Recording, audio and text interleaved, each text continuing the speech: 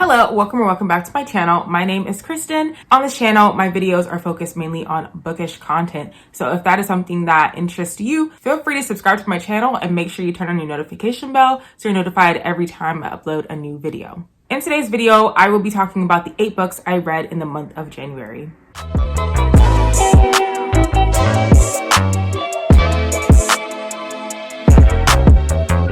If you don't already know, I've been using a reading prompt jar to choose my TBR this year in 2022. So first, if you haven't watched my January or my February TBR videos, go ahead and watch those. I will be leaving those linked down below in the description box for you. Basically, each month I choose 5 reading prompts out of this jar to help me choose my physical TBR for the month. These are the 5 books that were chosen based on the reading prompts in January. Out of the 5 books that you see here, I read these 2 books, When No One Is Watching and Heartstopper. And I'm in the middle of House of Earth and Blood by Sarah J. Maas. Did not touch these 2 books at all in the month of January. So these are going back on my TBR to be hopefully picked in another month because I truly want to read these books, but I just didn't have the time to read them. However, I did still manage to read a total of 8 books in the month of January. So we'll start with Heartstopper by Alice Oseman because I gave this a 5 stars.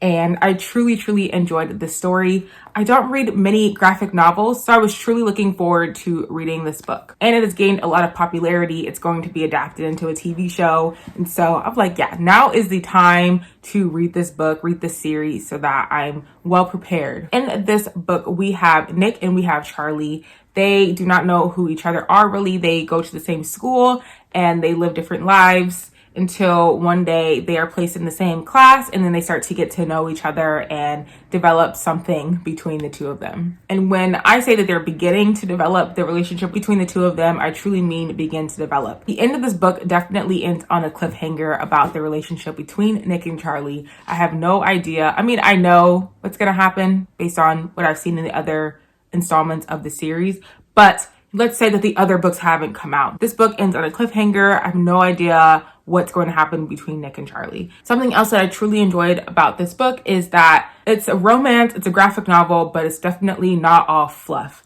There are definitely some complex ideas and complex issues that are going on in this book that I thought gave it an extra layer of complexity. And I enjoyed reading about the struggles that both Nick and Charlie are going through regarding sexuality, regarding their relationship, and regarding some of their family issues as well. Of course, this was a quick read. I read this in a couple of hours at nighttime before I went to bed. So definitely a nice story to get yourself happy to go to sleep. I really enjoyed the illustrations of the book. The illustrations are pretty simple, but still cute. And I enjoyed looking at all of these pictures and the different types of text that are in the book. Like sometimes we have text messages, sometimes we have in-person dialogue between different characters. But all I know is that I enjoyed the story, I enjoyed the illustrations, and I'm excited to pick up the next book. The next book that I want to talk about is When No One Is Watching by Alyssa Cole.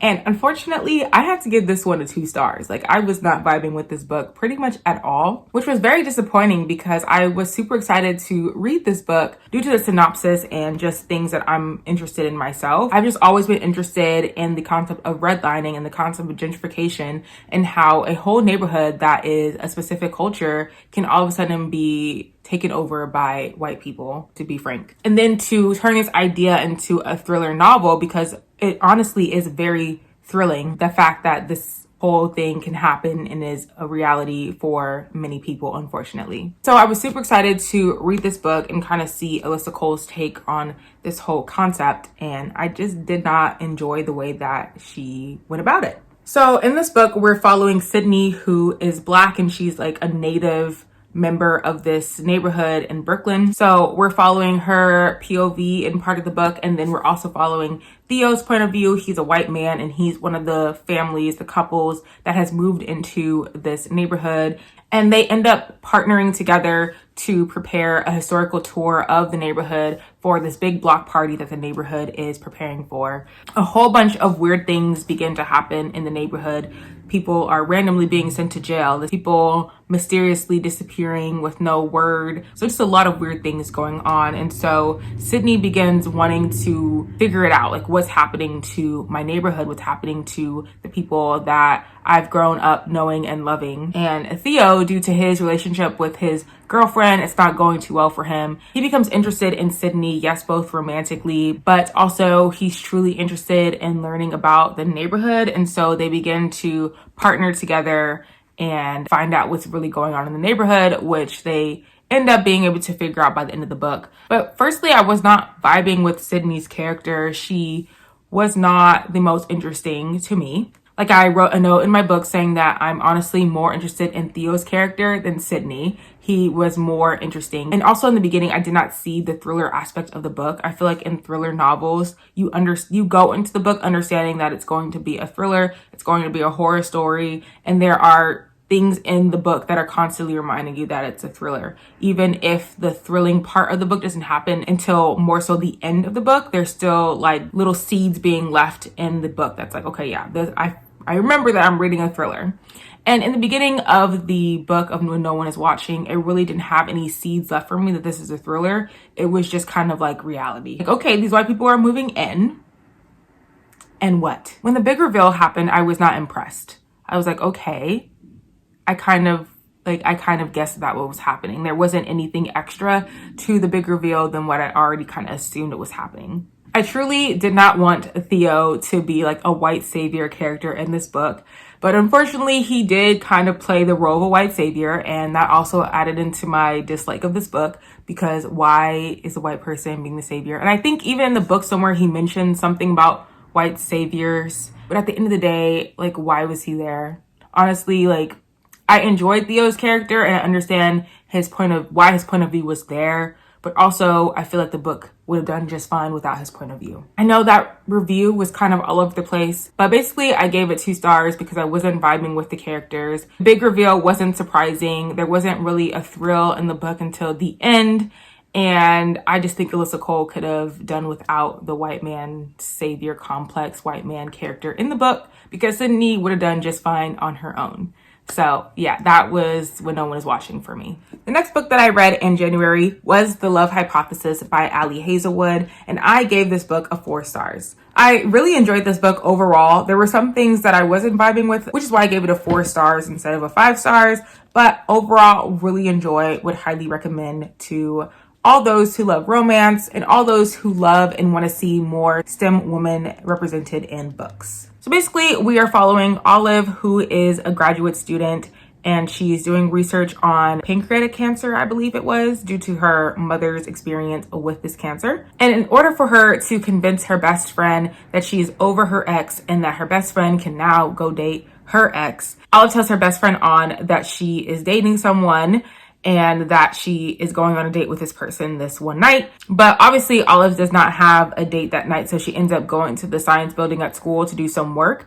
And then she ends up seeing On in the science building. And so in order for her to keep her lie up, she ends up kissing the man that is sitting next to her. This man ends up being Dr. Adam Carlson, who is a professor in the science department. Olive is obviously disgusted with herself, and she ends up talking with Dr. Adam Carlson and telling him why she kissed him. And they end up deciding to fake date due to reasons that'll benefit both of them. And yeah, so they're fake dating, and then obviously they end up realizing that they actually like each other. And it's a whole fake dating to lovers trope there. Things that I loved about The Love Hypothesis is that Olive is me. Why? Because we're both STEM students. We're both graduate students. Olive is 5'8". I am 5'8". Olive has freckles. I have freckles. Olive loves pumpkin spice. Pumpkin spice is my favorite thing ever. And lastly, Olive hates public speaking. I truly cannot stand public speaking. It makes my anxiety go up. I start sweating everywhere. It's not a pretty picture, but I mean, I do it anyway because I have to, and I pretend that I don't hate public speaking. Obviously, not the perfect character. There were some decisions that Olive made that I didn't agree with, and I wouldn't have made myself if I was in her position, which is why we're not twins, but we're the same, if that makes sense. The other thing I loved about this book was Dr. Adam Carlson himself. I mean, besides the fact that he was described as being like the most horrible person in the world, the meanest professor in the department, like don't mess with Adam because he will come for you type character. Like we didn't really see that in the book, but in terms of like Olive and Adam's relationship, like I didn't see that happening. But despite that, I loved Adam's character so much. He's smart, he's funny, he's respectful, he's strong, he's protective, he's everything that you would want in a fictional boyfriend. Adam and Olive's banter was perfection because they combined science and humor. And then I really enjoyed most of the side characters that were in the book, including Olive's best friends, Malcolm and An. Although An could kind of get on my nerves sometimes. And then I really enjoyed Dr. Holden Rodriguez's character as well, which is Adam's best friend. Now on to the part of the book that I did not love. First and foremost, the miscommunication that happened in this book. I just don't understand why adults, because I forget how old they were, but at least late 20s, early 30s they were. Like, we still can't communicate and we're out here getting graduate degrees and we're out here being the top in our field, you know, and we can't communicate. I can't stand miscommunication. Like, I understand that you need a problem in these romance books, but can there be a problem other than miscommunication? Can somebody please just own up to their feelings and tell the other person how they're feeling? Is it that hard? And then the second thing that I did not love was, of course, Tom's character. If you read the book, then you know exactly who Tom is and why I don't like him. But basically, he can go rot in jail forever because he's trash. The things I loved about the love hypothesis kind of outweigh the things that I did not love about the love hypothesis, which is why I'm giving it an overall rating of 4 stars. And I highly recommend to y'all to read the book as well. Okay, let's talk about the elephant in the room. And that is the book that I have DNF'd in January. The first book in my entire reading career that I have officially DNF'd and really do not plan on revisiting. That book is The Nature of Witches by Rachel Griffin, which I DNF'd at page 190. I truly am devastated by this because, one, I spent money on this book and I don't want my money to go to waste. So that's one. The other is that there's just so many pages left and I'm always like, maybe it gets better.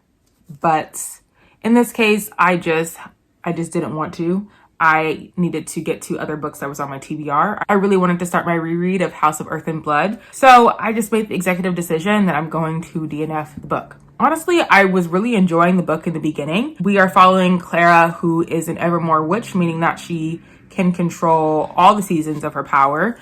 Summer, winter, autumn, and spring. Usually your power is only strong in one season. So the fact that she is strong every season with her powers is rare. Clara tragically was responsible for her best friend's death as well as her parents' death. So she's very closed off about using her power and letting her full power come out of her because she is afraid of hurting more people in her life. Makes sense. I understand that. I would be the same way. But literally every other page, it was like, I can't use my magic because I don't want to hurt anybody. Please stop asking me to use my power because I will kill you.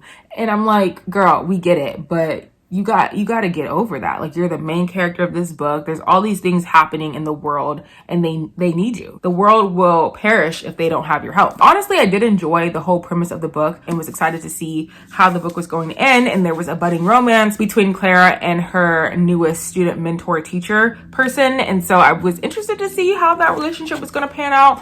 But again, I was just getting super annoyed with Clara's character and the fact that she kept on repeating herself. And it just read very YA. Like, there was no complexity to this book, which is why I just had to make that executive decision to stop torturing myself and just stop reading the book and move on to something else. I don't like DNFing books. I don't plan on doing it often. This is one of a kind here, definitely. There are people who really enjoy this book. So just because I didn't enjoy it does not mean that you won't enjoy it. And if it's something that sounds like it will interest you, feel free to try it out. It might become a new fave. The other 4 books that I read in the month of January were audiobooks. So, hey, I read 4 physical books and 4 audiobooks. That's what I call balance, if you ask me. The first of those audiobooks was Caraval by Stephanie Garber. And I rated that a 3 stars. It was a cute story. Wasn't my favorite, would not reread or anything like that. Would not be trying to get the physical copy to add to my collection vibes, but an enjoyable story, and I do plan on continuing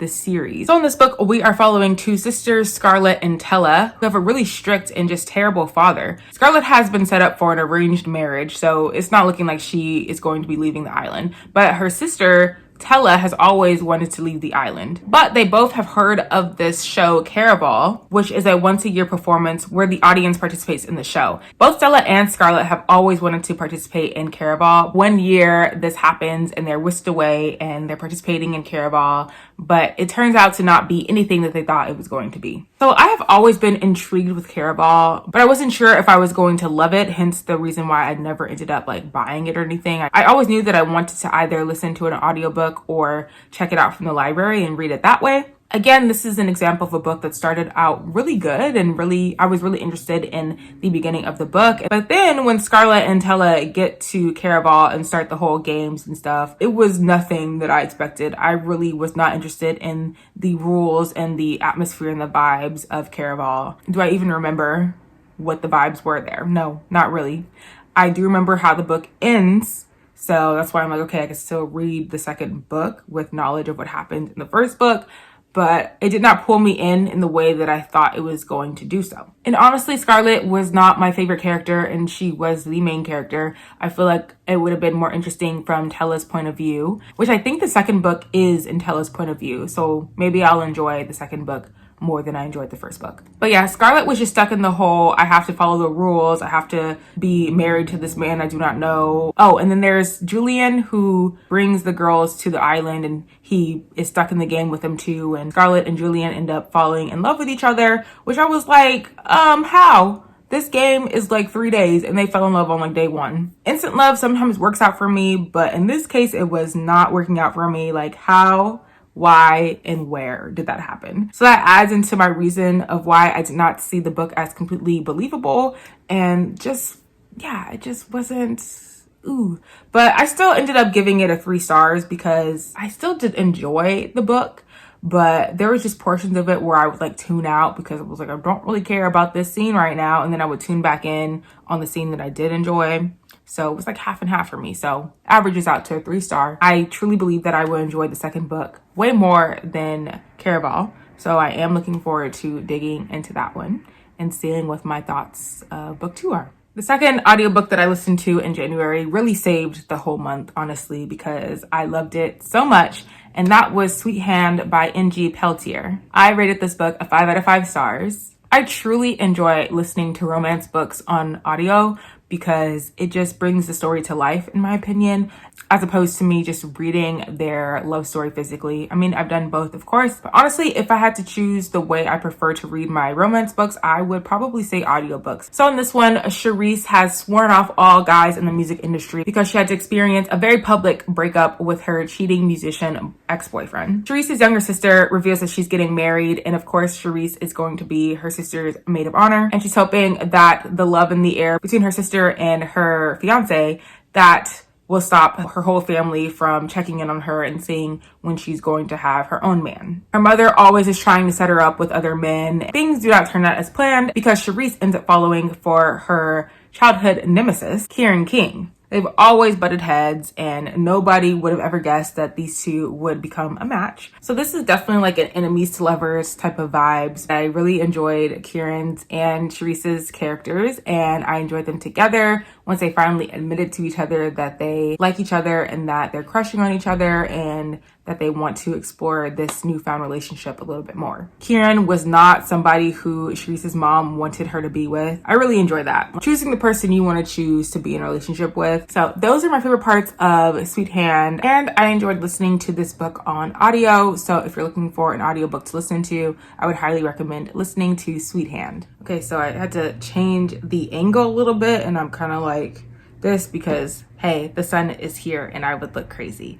So I'm kind of leaning to the side. The things you do to make sure your video gets filmed without having to stop in the middle because no, I'm not doing that. Anyways, the third book that I listened to in audio was The Holiday Swap by Maggie Knox. This one I also gave a 2 star. I don't know what was going on in January. I had like some good reads and then I had some bad reads. It was kind of like either or. in January. So this was definitely on the did not enjoy list, the holiday swap, but I did finish it. In this one, we were following Charlie and Cass Goodwin, who are twins. They're both bakers, but they live very different lives. Charlie is one of the co-hosts on a baking show, and Cass still lives in their hometown, and she's in charge of their family's bakery that they both grew up working in. They both are going through their struggles in life. Charlie is trying to be the sole host of a new baking show, but she's in competition with her co-host on her current show, and she does not like him. They butt heads. Cass is having trouble breaking up with her longtime boyfriend, and so they end up switching places so that the other twin can deal with the other twin's problems.